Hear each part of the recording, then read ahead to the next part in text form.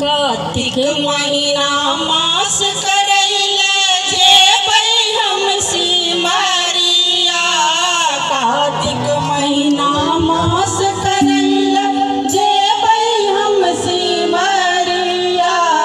राधा कृष्ण के पूजा करबै भैया कन्हैया।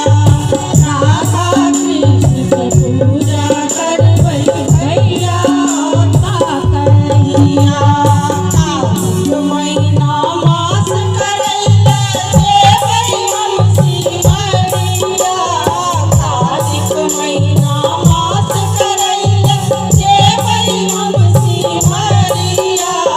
राधा कृष्ण के पूजा करबै भैया कन्हैया।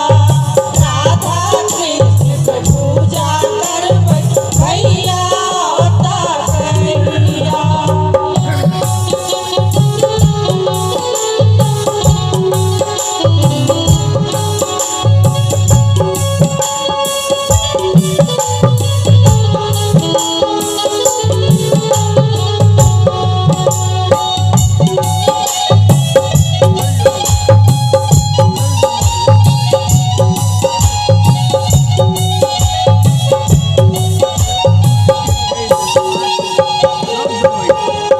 किनका अंगना लाइट जरैया, किनका अंगना इजोरिया।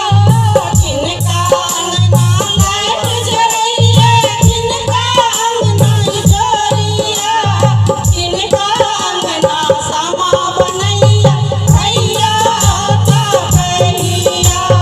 किनका अंगना सामा बनैया भैया कन्हैया।